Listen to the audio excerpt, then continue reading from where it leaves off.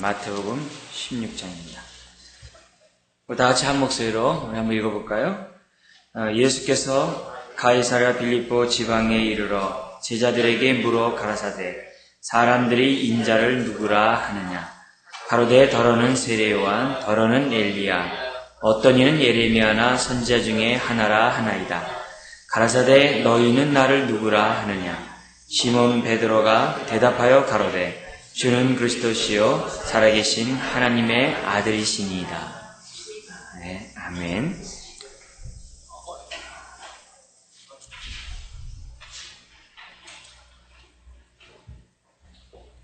예, 우리 주님께서 의미심장한 질문들을 이게 성경에 보면은 참 많이 말씀하셨어요.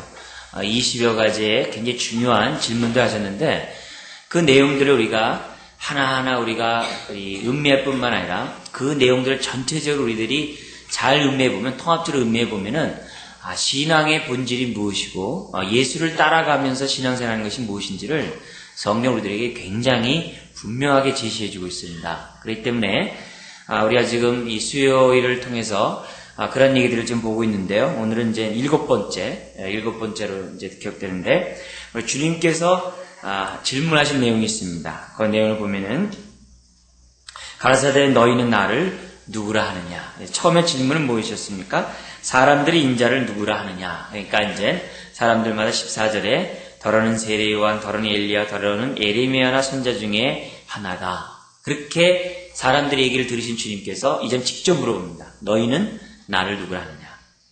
근데 이런 질문들은 그 당시 주님의 제자들에게만 국한된 것이 아니라 오늘 주님을 믿고 주님을 따라가고 신앙생활하는 모든 사람들에게 동일한 질문입니다. 그래서 이 주님의 이 질문은 한 번으로 끝나는 것이 아니라 매 순간 우리가 하나님 앞에서 이 질문 앞에 우리는 답변을 해야 돼요. 무엇을 하든지 어떤 상황이든지 어떤 형편이든지 우리는 이 질문 앞에 대답해야 돼요. 무엇을 하든지. 예수님께서 제자들이 이런 질문을 했을 때 그 배경을 잠깐 보면은 그게 이제 세 가지 관점에서 볼 수 있는데, 헤롯이 있었습니다. 이 헤롯 왕이 이미 세례 요한을, 마태복음 14장에서 이미 세례 요한을 죽이는 사건이 있었습니다. 그래서, 시기적으로 볼 때 굉장히 어두운 시절입니다. 그리고, 더구나 주의 종, 더구나 이스라엘 백성들의 충을 받고 있는 세례 요한이 죽임을 당하는 그런 끔찍한 사건이 있었던 그런 배경이기 때문에 예수님이 16장에서 제자들에게 너희는 나를 누구라고 하는 그 말은 단순히 그냥 편안한 가운데서 그냥 너희 던진 말씀이 아닙니다. 상황이 굉장히 의미심장한 가운데 어떻게 보면 제자들의 마음이 요동하고 있고 흔들리고 있고 불안하고 있고 두려움 가운데 있는 그런 상황인지도 몰라요. 그런 상황 가운데 주님께서 너희는 나를 누구라고 물으셨어요. 뿐만 아니라 주님께서는 5,000명을 먹이시고 4,000명을 먹인 사건이 바로 앞에 있었어요. 그리고 백성들은 예수님을 갖다 왕으로 추대하려고 하는 그러한 아주 전 국민적인 그러한 이렇게 추대를 받고 있는 그러한 상황. 그러나 그럼에도 불구하고 주님께서 그것을 거절하는 가운데 이렇게 떨어진 그러한 분위기. 그러니까 왠지 모르게 예수 앞에 뭔가 흥분된 일이 있을 것 같은데 주님은 그런 데 대해서 전혀 아랑곳하지 않는 아주 그런 분위기, 아주 열광적인 그런 분위기가 떠나올라 있었습니다. 뿐만 아니라 이 당시에 뭐냐면 종교 지도자들은 예수님을 죽이려고, 바리새인과 이런 사람들은 예수를 죽이려고 하는 그런 움직임들이 아주 팽배해 있었던 그런 사건인 것을 보게 됩니다. 그런 가운데 많은 제자, 특별히 왕으로 추대하고 있을 때, 더구나 그 사람들이 예수 앞에 갔을 때 주님 뭐라 그랬어요? 너희들이 나를 찾는 것은 뭡니까? 먹고 배부르는 그런 것을 얻고자 너희 나를 찾은 것이지 표적을 보고 나를 따르는 것은 아니다. 뭐 이런 말씀을 하니까 사람들이 다 떠나갔어요. 더구나 주님의 말씀이 우리 주일날 낮에 듣는 것처럼 계속적으로 이렇게 저돌적이고 공격적인 그러한 질문들을 해요. 사실 너희는 나를 누구라 하냐. 이 말은 굉장히 우리들에게 결단을 촉구하는 말입니다. 이런 분위기니까 사람들이 그래요. 예수를 믿으면 편안하려고 예수 믿고, 예수 믿으려면 잘 살려고 예수를 믿고, 예수 믿으면 만사형통되기 위해서 예수 믿는데 그런 것이 아니라 결단을 촉구하고 헌신을 요구하니까 사람들이 주님 옆에 붙을 수가 없는 거죠. 붙을 수 없는 거죠. 자, 그런 분위기. 그래서 사람들이 많이 따라가는 그런 분위기입니다. 그럴 때 우리 주님께서 말씀하신 거죠. 너희도 가려고 하느냐? 그런 분위기 속에서 주님이 오늘 같은 본문을 말씀하셨다는 것입니다. 종합적으로 볼 때 우리가 먼저 짚고 넘어갈 것은 뭐냐면 주님께서 이런 질문을 통해서 우리들에게 요구하는 것이 무엇입니까? 하나님께서는 우리가 향방 없는 다름질이나 정말 의미 없는 제자들의 삶을 사는 것을 주님이 원치 않는다는 거예요. 습관을 쫓아 종교적인 가운데 우리가 신앙생활하는 것을 우리 주님이 원치 않는다는 겁니다. 항상 깨어있기 원하고 항상 분별하는 가운데 더구나 어떻게 돼요?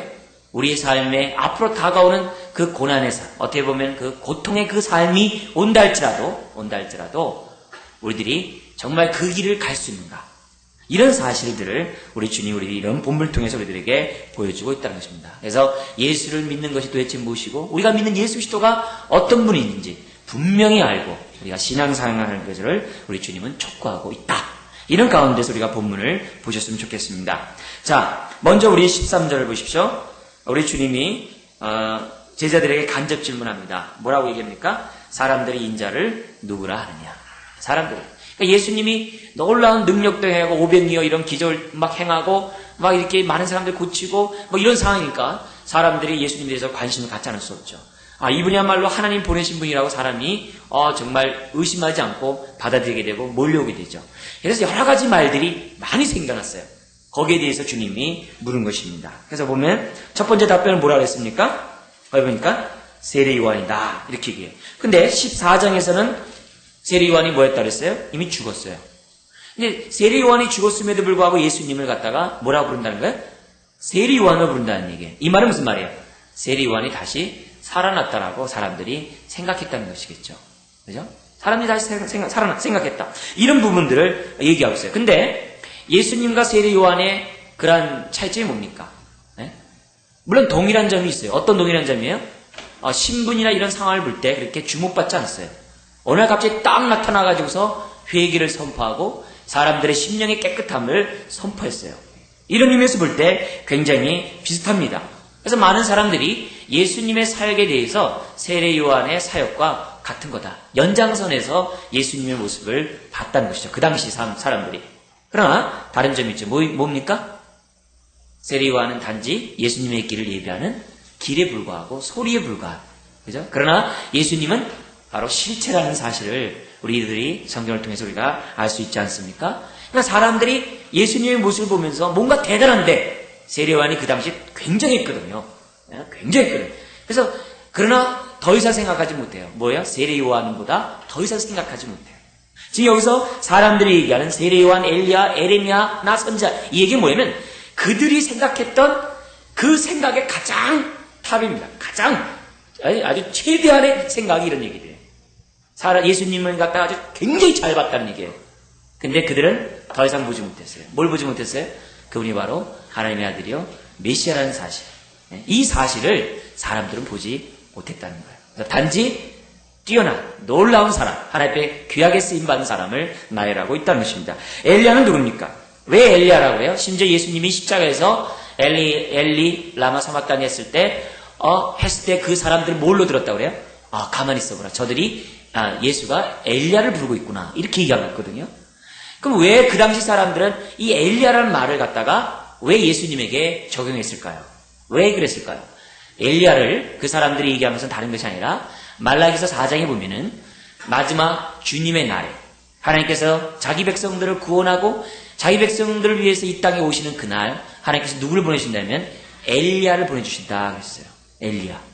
그래서 엘리야가 와서 하나님의 마음을 우리들에게 돌리고 우리들의 완악한 마음을 하나님에 돌리는 그런 역사를 한다라고 말라기에서 구약 성경 마지막에서 예언을 했어요.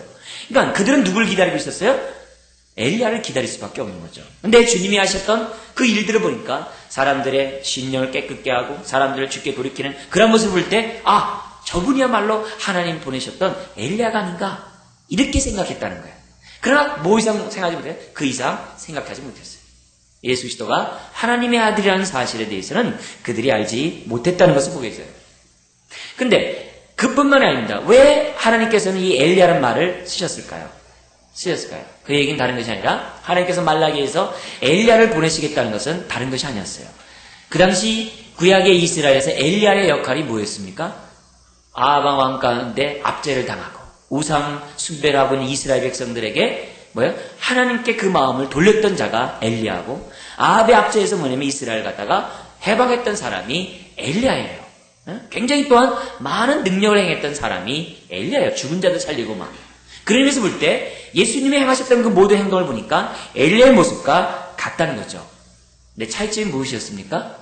엘리야는 단지 하나님 보낸 종이었다면 예수님은 바로 하나님의 아들이었다는 것을 우리에게 보여주고 있어요. 그뿐만 아니라 예수님 자신이 나는 하나님의 아들이라고 얘기했을 뿐만 아니라 엘리야는 자기가 힘들고 두렵고 어려울 때 어떻게 돼요? 그냥 도망갔어요. 그러나 예수님은 도망가지 않냐고 십자가를 달게 지신 것들, 이런 것들을 볼 때 엘리야와 비교할 수가 없죠. 또 에레미야나 선지자 중에 하나라는 얘기를 했습니다. 에레미야 특징이 뭡니까? 에레미야가 어떤 선지자예요?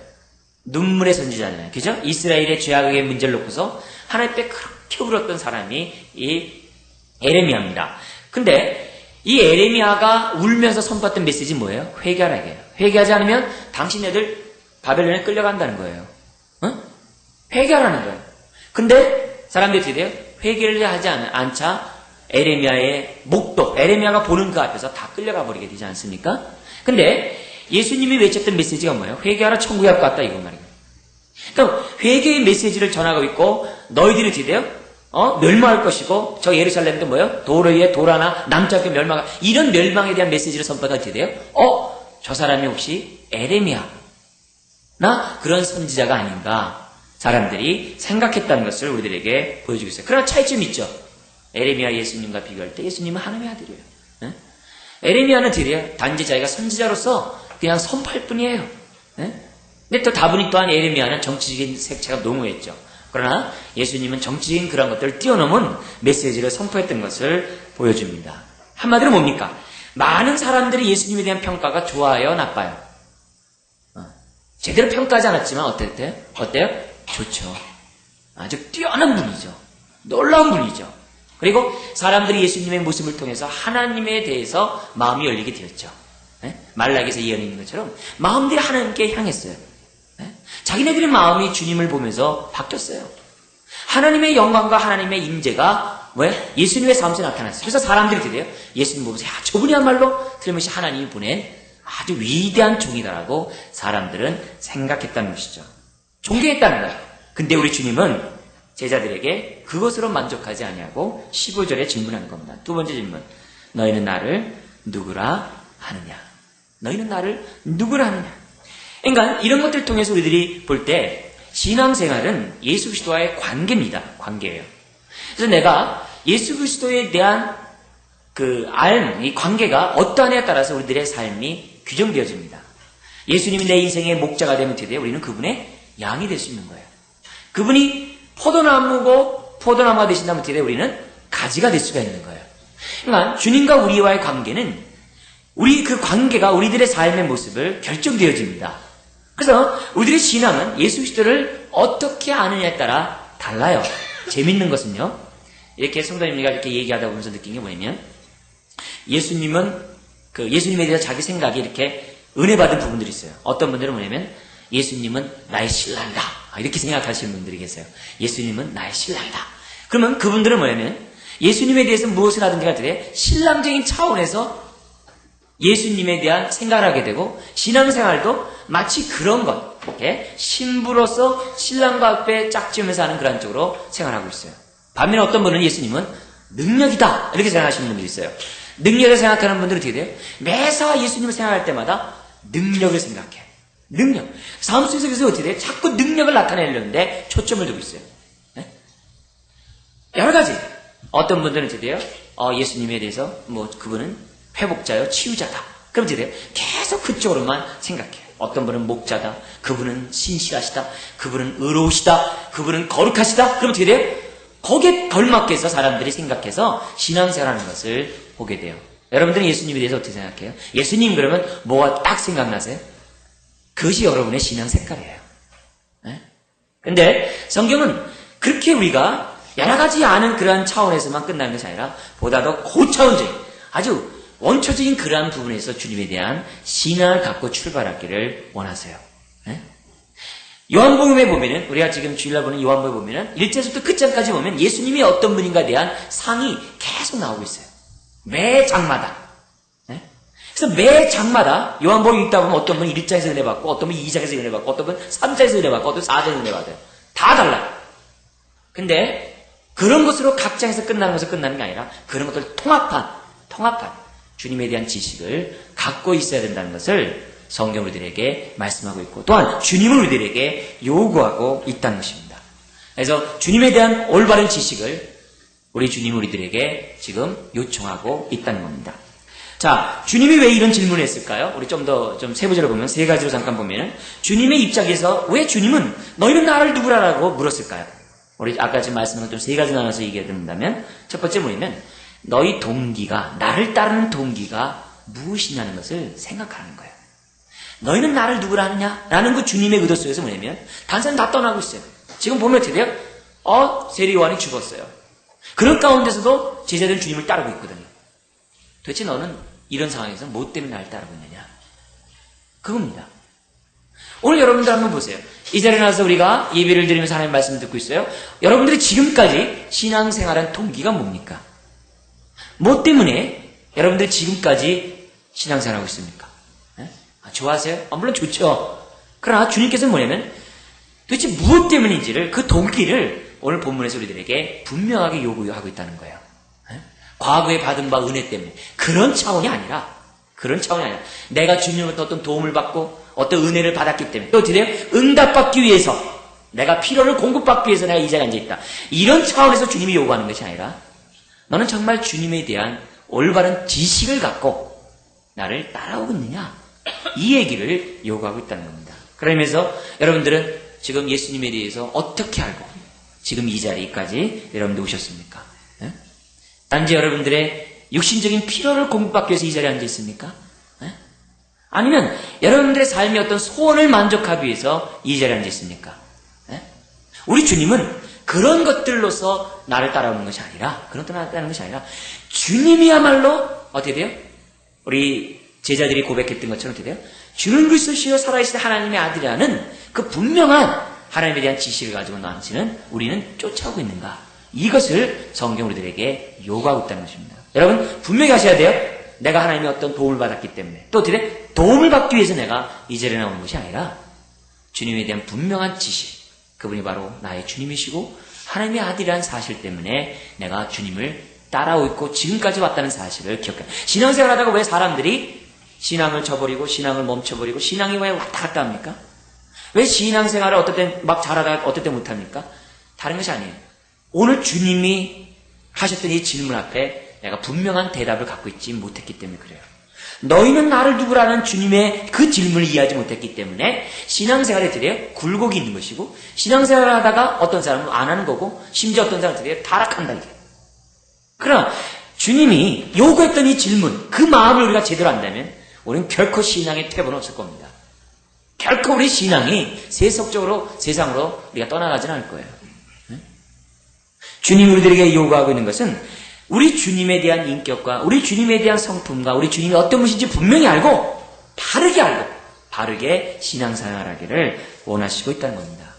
올바른 지식이 올바른 신앙을 우리들에게 가져다 줍니다.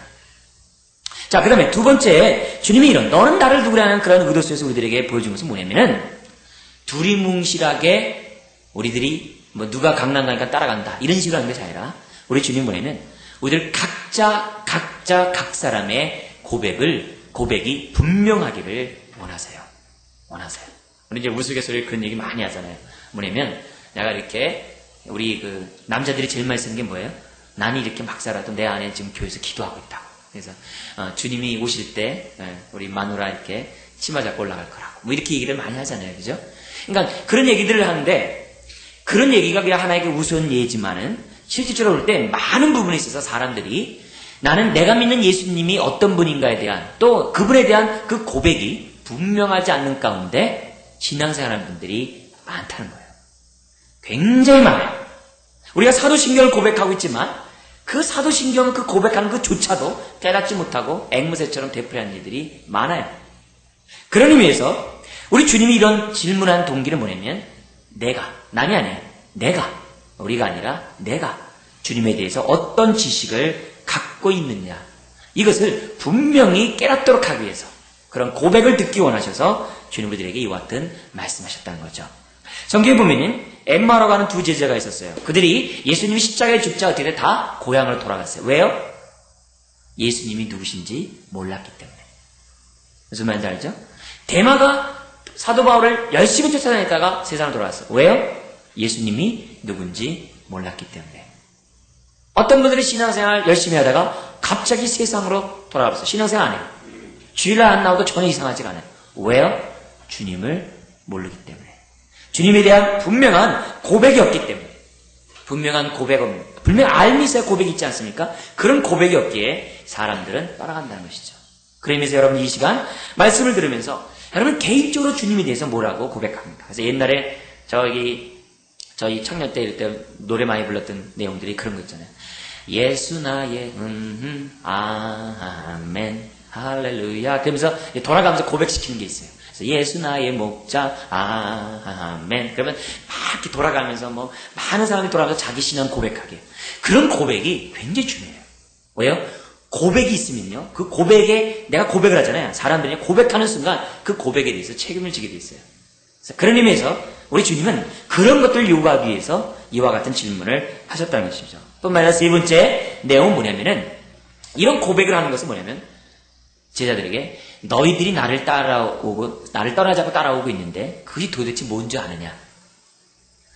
그것을 알도록 하기 위한 거예요. 이 말은 뭐예요? 좀 더 다른 말로 하면 제자들에게 분명한 헌신, 분명한 주를 위하여 자기 삶을 드리는 그러한 순종의 삶을 살도록 하기 위해서 주님이 이와 같은 질문을 하셨다는 거예요. 주님을 쫓아가고 주님을 따라간다는 그 삶 자체가 헌신 없이는 안 해요. 안 돼요.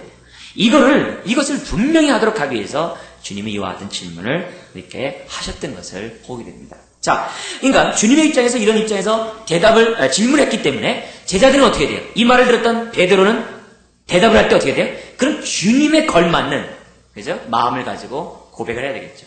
자, 그러면 우리 입장에서 한번 이제 베드로가 있는데 우리 16절에 시몬 베드로가 뭐라고 얘기합니까? 대답하여 가로되 주는 그리스도시요 살아계신 누구라고요? 하나님의 아들이시니이다. 그러면 베드로가 이런 고백을 할 때 이 고백이 그냥 단순히 지식적으로 그냥 알아서 들어서 한 고백이냐? 그렇지 않다는 거예요. 최소한 베드로가 이런 고백했을 때는 주님의 마음을 알았다라고 볼 수 있습니다. 그렇기 때문에 베드로가 이런 고백을 했을 때 오늘 우리들이 알아야 될 것은 뭐냐면 베드로가 가졌던 그 마음가짐을 우리가 이 시간에 분명히 알아야 돼요. 가장 좋은 것은 뭐예요? 주님이 이런 질문한 그 의도를 파악하고, 그죠? 그 의도에 맞는 고백을 하는 것이, 그 마음을 품고 고백하는 것이 가장 정답이겠죠. 그러면 우리 첫 번째로 우리가 한번 좀 생각해 볼 것은 무엇입니까? 주님이 오늘 나에게 요구하는 것이 뭐냐? 너가 지금까지 이 자리에 앉아 있는 그 동기가 뭐냐? 너가 지금 예수를 믿는 그 동기가 뭐냐? 라고 하는 그 앞에서 우리는 뭐라고 고백해야 되는 것입니까? 제 동기는 다른 것 없습니다. 예수님이 내 인생의 주님이기 때문에, 주님이 당신 내 인생의 주인이기 때문에 나는 주님을 따를 뿐입니다. 내가 어떤 은혜를 받았고, 내가 어떤 혜택을 받고, 내가 무엇이었고자 주님을 따라하는 것이 아니라 그런 것들이 중요하지 않습니다. 나는 당신이 내 인생의 주님이시고, 또나 당신이 하나님의 아들이기 때문에 저는 주님을 따를 뿐입니다. 비록 내가 공고하고 궁핍하고 내가 고통 가운데 있고 내가 슬픔 가운데 있다 할지라도, 내 환경이 어려움 가운데 있다 할지라도 그건 중요한 것이 아닙니다. 제가 주님을 따르는 것은 주님이 나의 주님이시고 당신이 하나님의 아들이기 때문에 주님을 따를 뿐입니다. 이런 고백, 바로 베드로가 대답했던 얘기가 뭡니까? 다른 건 다 필요 없다는 거예요. 필요 없다는 거예요. 그런지 아닌지는 베드로 속에 안 들어서 잘 몰라요. 그러나 주님이 요구하는 입장에서 우리가 이 본문을 봐야 될 것은 뭐예요? 바로 그거예요. 세상에 내가 주님을 믿음으로 인해서 나에게 어려움이 있고 여전히 나의 삶에 궁핍함이 있다 할지라도, 그러나 주님을 향한 이 사랑만은 멈출 수 없는, 주님에 대한 이 사랑만은 끝나지 않는, 끝까지 갈 수 있는 그런 고백, 그런 마음 자세, 그런 가운데 우리는 새 출발을 해야만 한다는 것이죠. 그래서 우리의 출발은, 우리의 시작과 끝은 다른 것이 없습니다. 예수님은 내 인생의 주님이시고 하나님의 아들이라는 그 고백이 오늘 이 자리에 온 것이고 오늘 이처럼 나와서 예배를 드린 것입니다. 할렐루야. 그런 고백 때문에 이 자리에 앉아 계시죠? 그런 고백 없이 이 자리에 앉아 있다면 어떻게 돼요? 언제 내가 주님을 떠날는지 몰라요. 내 삶이 힘들고 어려운 일이 계속 되어질 때, 한 번마다 안 됐을 때 주님을 언제 떠날는지 몰라요. 그러나 나의 출발이 분명할 때, 이런 고백이 내가 정말 사심없이 분명한데 우리는 결단코 안 떠납니다. 내가 목숨이 끊어져도 주님을 떠날 수가 없어요. 떠날 수가 없어요. 그런 의미에서 신앙생활 자체는 어떻게 돼요? 굉장히 무서운 겁니다. 이 신앙을 갖고 산다는 자체가 주변 사람 볼 때 겁나는 겁니다. 왜요? 죽으면 죽으리라 하거든요. 주님이 오늘 우리들에게 요구하는 것은 바로 그런 마음의 자세를 갖기를 원한다는 것이죠. 그 다음에 두 번째로 아까 고백이 어떻게 돼요? 궁중들이 하는 것이 아니라 어떻게 돼요? 나의 고백을 듣기 원한다 그랬죠. 그죠? 그런 의미에서 볼 때 우리는 주는 그리스도시여 살아계신 하나님의 아들이라는 고백했을 때 그 고백이 들어서 하는 것이 아니라 배워서 하는 것이 아니라 내 삶 속에서 정말 이렇게 기쁨으로 자원함으로 하는 그런 고백이 돼야만 한다는 것이죠. 근데 그 고백은 마치 그 결혼서약과 같다 그래요. 결혼서약 할 때 뭐라 그래요? 누구는 누구를 검은 머리가 팥뿌리가 흰머리가 되도록 또 죽음이 가라앉을 때까지 이를 갖다 사랑하느뇨. 결혼하시면 그때 다 뭐라 그랬어요? 네, 다 했죠. 네. 그래서 제가 주례 볼 때 보니까 너무 이게 재미없어요. 그래서 저는 직접 이렇게 고백하게 만들거든요. 직접 자기 스스로 이렇게 막 마이크 잡고 직접. 그리고 제가 써주지 않고 뭐냐면 자기네들이 한번 써보라고 그래요. 응? 직접 해봐라. 왜? 의미심장. 왜? 그때만큼은 한번 의미심장하게 해보는 거죠. 예? 그래서 직접 고백하니까 굉장히 그 마음속에서부터 이렇게 막 하나님에 대한 은혜가 있고 마음속에 눈물이 흐르더래요. 예? 제가 같이 이렇게 주례할 때 우리 그런 신부, 신랑의 그 얘기 들어보니까 그런 마음이 들어요. 그래서 앞으로 좋은 거니까 계속 해야 될 것 같아요. 예? 그래서 그렇게 했단 말이에요. 그렇게 그 말을 갖다 우리는 얼마나 지킵니까? 마찬가지잖아요. 주는 그리스도시여 살아계신 하나님의 아들이라고 고백한 그 고백을 어떻게 돼요? 한 번 하고 상황에 따라 바뀌는 것이 아니라 죽는 그 순간까지 우리가 해야 되는 우리들의 약속이라는 것을 성경을 우리들에게 보여주고 있다는 것이죠. 그러니까 죽기까지 각오한다는 그러한 마음이라는 것이죠. 자, 이런 얘기했을 때 주님이 죽겠다고 했어요. 나는 죽을 것이다. 그러니까 베드로가 뭐라 그래요? 죽지 마소서 그러잖아요. 예? 사단아 물러가라. 뭐 이렇게 하면서 주님이 뭐라 그래요? 나는 죽지만 3일 만에 부활할 것이다. 베드로는 잘 몰랐어요. 그러나 베드로 전후서를 보면은, 특히 베드로 전후서를 보면은 베드로가 이때 이 상황을 제대로 깨달아요. 그래서 베드로 전서를 보면은 죽음 앞에서, 고난 앞에서 베드로가 어떻게 그럴 수 있냐? 3번이나 부인했던 그 베드로가 어떻게 그럴 수 있냐 이게. 뭐 때문에? 자기가 믿는 예수님, 자기가 따르는 예수 그리스도가 그리스도시요 하나님의 아들이라는 사실을 그가 분명히 알고 또한 고백했기 때문에 베드로가 그와 같은 삶을 감당할 수 있다고 보는 것이죠. 그래서 오히려 베드로전서 4장에서는 고난에 참여하는 것을 즐거워하고 즐거워할 것을 권면하는 것을 보게 돼요. 여러분, 고난을 받는 사람에게 즐거워한다. 고난을 가운데 즐거워해본 사람만이 얘기할 수 있는 겁니다. 베드로 같은 사람이 고난 가운데 정말 즐거워하는 것을 알았어요. 뭐 때문에?